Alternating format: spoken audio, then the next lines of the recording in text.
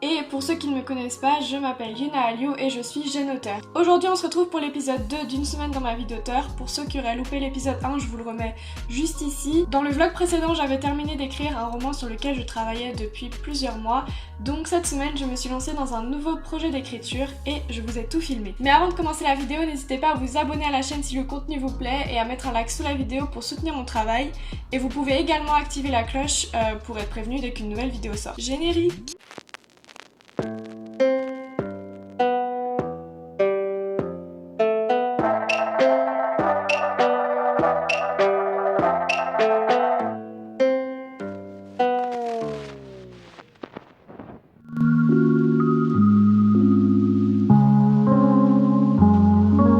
Alors pour commencer, voici un rapide contexte de ce sur quoi je travaille en ce moment.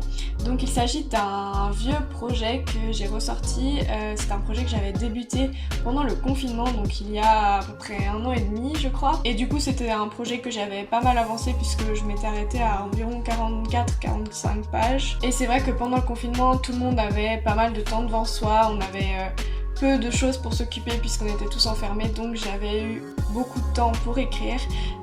Et après le confinement, je suis partie 1 an en Irlande, donc j'ai eu beaucoup moins de temps pour écrire et surtout j'avais beaucoup de mal à écrire en français alors que autour de moi tout se passait en anglais.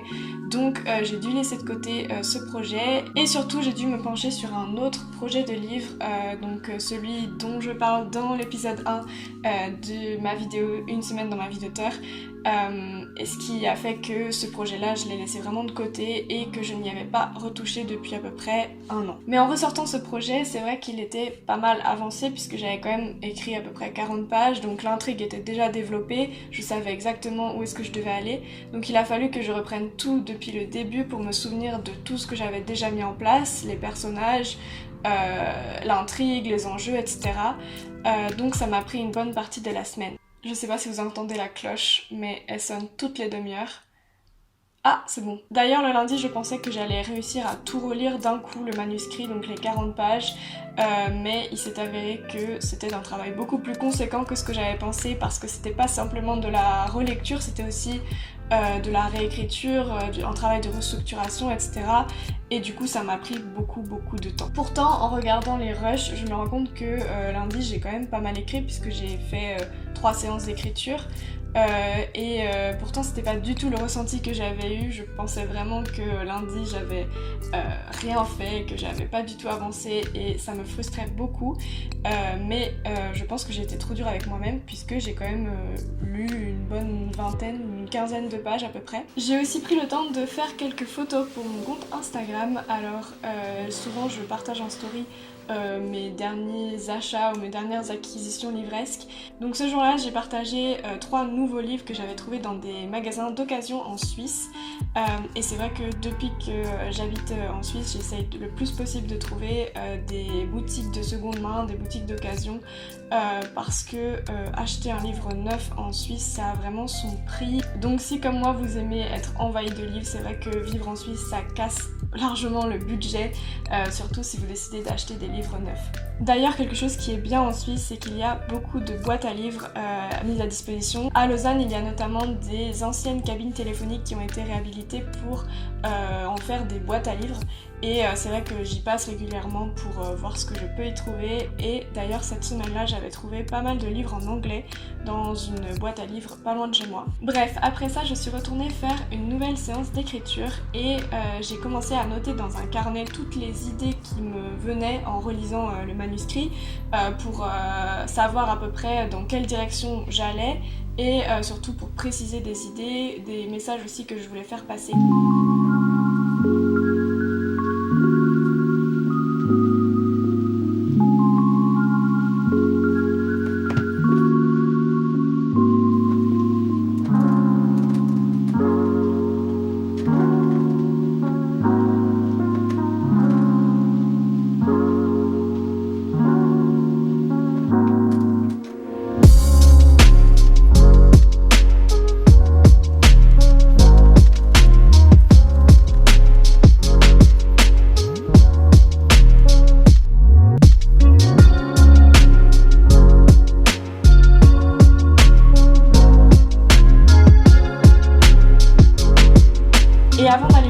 je me suis posée un moment pour lire. Alors vous avez ici la preuve en image que je lis très lentement. Et j'ai beau avoir mis la vidéo en accéléré, vous pouvez vous rendre compte à quel point je passe du temps sur une simple double page à relire encore et encore chaque phrase en détail, etc.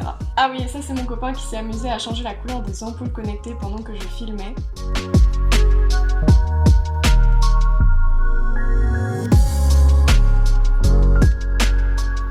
Ce soir-là, j'ai donc terminé ma dernière séance d'écriture vers 22h. Alors, c'est vrai que j'ai pour habitude d'écrire plutôt tard. Par contre, c'est très rare que je fasse 3 séances d'écriture en une seule journée. C'est vraiment beaucoup pour moi. Souvent, je n'en fais qu'une seule et je la fais le soir, assez tard. Je pense que j'appréhendais beaucoup de me replonger dans ce projet, j'avais peur de ne pas retrouver le ton que j'avais amorcé au tout début du récit. Donc je pense que ces 3 séances d'écriture m'ont permis de calmer un peu mon appréhension et de me rendre compte qu'il fallait juste un petit temps pour me replonger dans ce projet.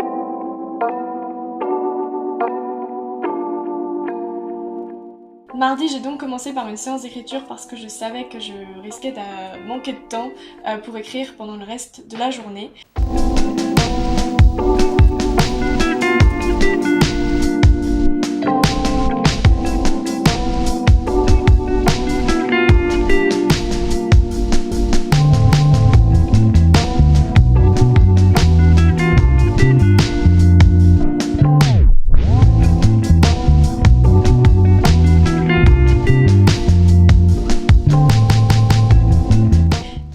Juste après ça, je suis partie en ville pour voir une amie et on est allé dans un café qui est spécialisé dans la confection de cupcakes et ce sont des cupcakes trop mignons. Et aussi, je suis passée voir un peu l'avancée de l'installation du marché de Noël à Lausanne et j'ai vraiment hâte de voir le résultat.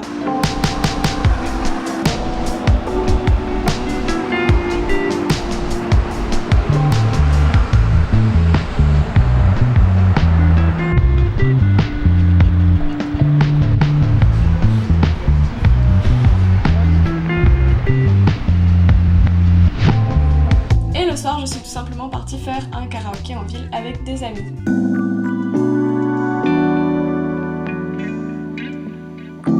Ensuite, mercredi, j'ai commencé à travailler sur le script de la vidéo YouTube de dimanche. D'habitude, j'essaie d'avoir un peu plus d'avance sur les vidéos pour ne pas m'y prendre à la dernière minute, mais c'est vrai qu'en ce moment, j'ai beaucoup de mal à rattraper mon retard. Donc, souvent, je monte la vidéo de la semaine pour le dimanche même. Et si vous n'avez pas vu la vidéo qui est sortie dimanche dernier, je vous remets un lien dans le petit juste en haut.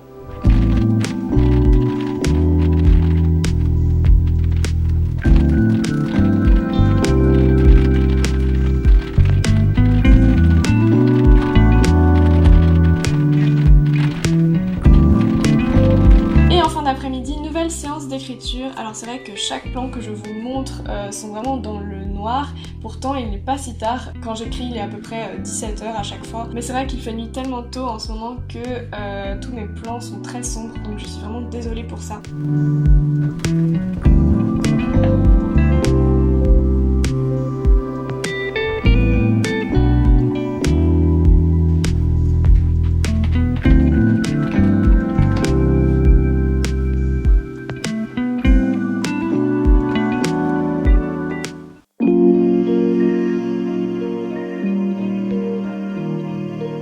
Alors jeudi, j'ai commencé par tourner la vidéo de dimanche. Et voici un petit extrait accéléré de moi qui essaie de m'y reprendre des dizaines de fois pour prononcer 2 phrases de mon script. Ah, et il y a aussi ce moment, j'ai pas trop compris, je l'ai gardé pour cette vidéo. T'es pas nette, non? Mais si, je suis très nette. Ensuite, un technicien est venu pour installer la fibre dans l'appartement et l'installation a pris 3 heures pendant lesquelles j'étais un peu gênée de filmer, donc je vous ai pas filmé cette séquence mais j'ai eu le temps de monter toute la vidéo de dimanche. Et ensuite en fin d'après-midi j'ai fait une nouvelle séance d'écriture durant laquelle j'ai finalement terminé toutes les relectures du début du livre et au final je pensais pas y passer autant de jours, donc au final ça m'a pris 4 jours même si je pensais y passer plutôt 1 ou 2 jours. Et donc j'étais contente de finaliser cette étape de correction et de restructuration et au final le manuscrit qui faisait à peu près 45 pages en faisait 40 après relecture et modification. Et je me dis que ça fait du bien de voir ce genre de résultats, même si ça veut dire que le projet a réduit au niveau page. Je me dis vraiment que c'est pour le bien du livre et de l'histoire, et j'essaie vraiment de chercher à ne pas écrire des centaines et des centaines de pages, mais plutôt de me demander qu'est-ce qui convient le mieux pour mon histoire. Donc je vais par exemple me demander combien de phrases, combien de pages faut-il pour développer telle scène, etc.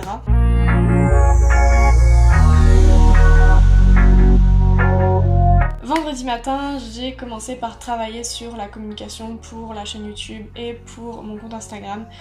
Donc j'ai passé la matinée sur ma miniature et pourtant je ne comprends pas pourquoi j'ai passé autant d'heures dessus alors que j'avais pris le temps de prendre une photo pour la miniature. J'avais même pensé à laisser un peu de place pour passer le texte, mais je sais pas pourquoi j'arrivais pas à trouver une forme qui me convenait bien.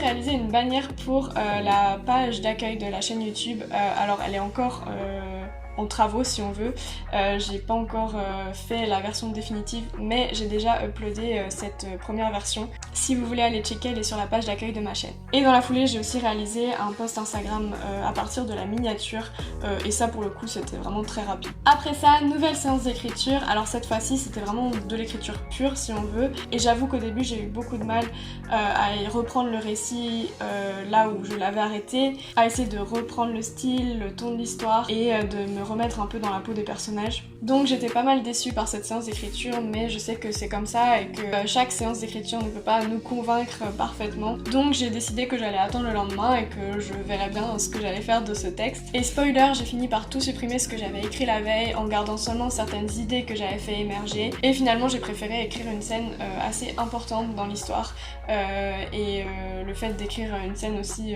tendue et dramatique, ça m'a plutôt inspirée, donc ça a fait développer justement ce processus d'écriture et ça m'a permis d'être plus inspirée pour la suite.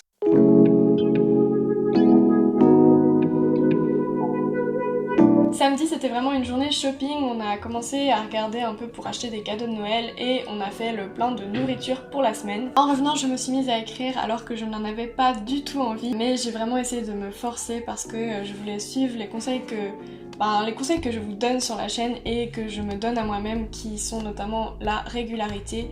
Et c'est vrai que pour un projet comme ça où on reprend un ancien projet qu'on a laissé depuis un moment, je pense que c'est très important de se forcer à écrire tous les jours. Et au final c'était une bonne séance d'écriture, j'étais plutôt contente de ce que j'ai écrit, donc comme quoi quand on se force on peut quand même être très inspiré. Après ça je me suis remise à lire, et pour ceux qui se demanderaient, en ce moment je lis Bord de terre. C'est un roman fantastique young adulte de Julia Thévenot, publié aux éditions Sarbacane. J'essaie toujours de me donner un peu de temps pour lire au cours de la semaine, même si j'ai souvent tendance à vouloir regarder une série pour me détendre, et pourtant je sais que j'adore lire, mais je sais qu'il faut souvent que je me force un peu pour me mettre à lire plutôt que passer du temps sur mon téléphone par exemple. Et pour finir la journée, petite soirée au calme devant un film en mangeant de la noix de coco.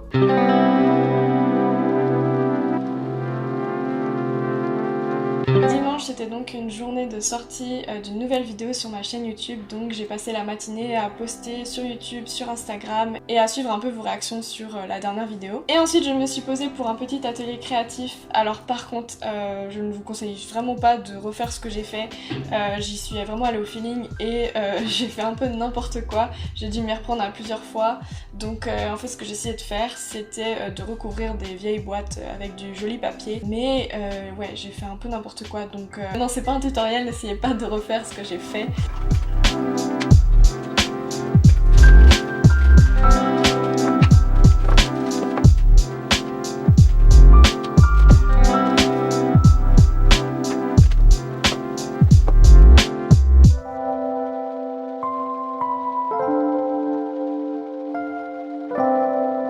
Après ça, on a préparé des bubble tea. Alors on avait acheté la veille des perles de tapioca et c'était vraiment très très bon.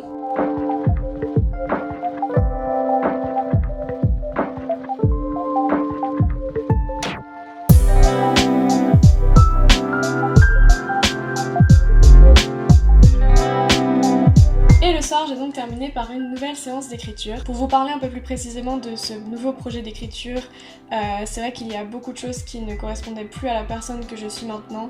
Et en 1 an et demi, j'ai eu le temps de partir à l'étranger, j'ai rencontré plein de nouvelles personnes qui viennent du monde entier, j'ai découvert de nouvelles cultures. Et puis maintenant, je vis en Suisse, je suis diplômée, donc beaucoup de choses ont changé entre temps et je l'ai beaucoup ressenti en relisant ce que j'avais écrit par rapport à ce que j'ai envie d'écrire maintenant. Et je trouve ça fou comme en si peu de temps on peut se rendre compte du chemin parcouru, que ce soit dans les idées qui nous traversent, dans notre style d'écriture, dans nos goûts, nos intérêts, etc. Au final, je termine cette semaine avec un manuscrit de 44 pages qui est le même nombre que j'avais quand j'ai commencé. Mais si on y réfléchit, ce projet n'est plus du tout comme au début de la semaine. J'ai eu le temps de me replonger dans l'univers, de retrouver mes personnages, d'essayer de les travailler un peu plus, de développer l'intrigue aussi, d'alléger mon texte, de simplifier certaines choses et aussi de développer plus précisément certains passages. En me forçant à écrire tous les jours et en reprenant le manuscrit depuis le début, j'ai eu l'impression de faciliter le processus d'écriture. Et si au début de la semaine j'hésitais vraiment sur comment reprendre ce récit et comment développer ce projet que j'avais laissé depuis plusieurs mois, aujourd'hui je sens que l'écriture est plus facile et que je peux poursuivre ce projet avec plus de facilité et en comprenant un peu mieux là où je veux aller. J'espère vraiment que cette vidéo vous aura plu et si vous êtes auteur, n'hésitez pas à me dire dans les commentaires comment vous faites lorsque vous devez reprendre un vieux projet que vous avez laissé dans un tiroir depuis un moment. Et pour ceux qui font le NaNoWriMo ce mois-ci, je vous souhaite bon courage pour vos projets d'écriture. Personnellement, j'ai décidé de ne pas faire le NaNoWriMo cette année. J'avais essayé de le faire l'année dernière en Irlande, mais c'est vrai que ça m'avait beaucoup stressé d'avoir un quota de mots à écrire par jour. Donc peut-être que je le ferai dans de prochaines années, mais en tout cas pas cette année. N'hésitez pas à vous abonner à la chaîne et à mettre un like sous la vidéo si elle vous a plu. En attendant, je vous dis à dimanche prochain pour une nouvelle vidéo. Bye!